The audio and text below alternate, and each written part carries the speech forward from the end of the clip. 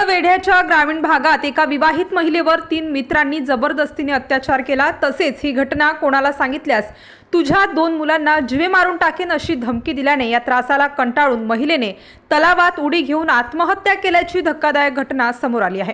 दरम्यान या प्रकरणी सूरज नकोते, तौसिफ मुजावर, शुभम नकाते या तिघांना पोलिसांनी तात्काळ जेरबंद केले आहे।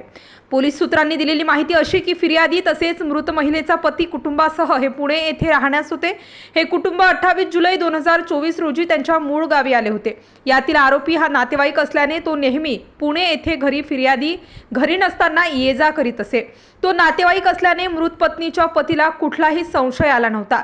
तर तिघे आरोपींचे हे खास मित्र आहेत। ही महिला 21 ऑगस्ट रोजी सकाळी 11 वाजण्याच्या सुमारास तिच्या आईला भेटण्यासाठी घरी जाऊन येते असे सांगून गेली होती। मात्र दुपारी 4 वाजण्याच्या सुमारास एका गृहस्थाने महिलेच्या पतीस फोन करून तुमची पत्नी ही तलावात बुडून मृत्यू झाला आहे असे सांगितले। हे कळताच फिर्यादी हे तात्काळ घटनास्थळी पळत गेल्यावर त्यांना तलावाच्या काठावर पत्नीचा मोबाईल व चप्पल दिसून आली।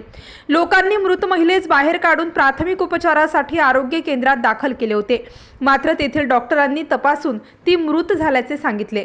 मृत महिलेच्या मोबाईलची हिस्ट्री तपासली असता वरील तिघे आरोपी सातत्याने मयतास अनैतिक संबंध ठेवण्यासाठी ब्लॅकमेल करत असल्याचे आढळून आले। तसेच शारीरिक त्रास देत असल्याने त्या त्रासाला कंटाळून तलावात उडी मारून आत्महत्या केली असल्याचे दिलेल्या फिर्यादीत म्हटले आहे। दरम्यान निरीक्षक महेश ढवाण यांनी तपासाची वेगाने चक्रे फिरवून तिघा आरोपींना तात्काळ गजाआड केले आहे। आपल्या परिसरातील बातम्या पाहण्यासाठी आजच आमच्या द क्राइम एक्सप्रेस न्यूज चॅनलला YouTube वर सबस्क्राइब करा आणि बेल आयकॉन प्रेस करा।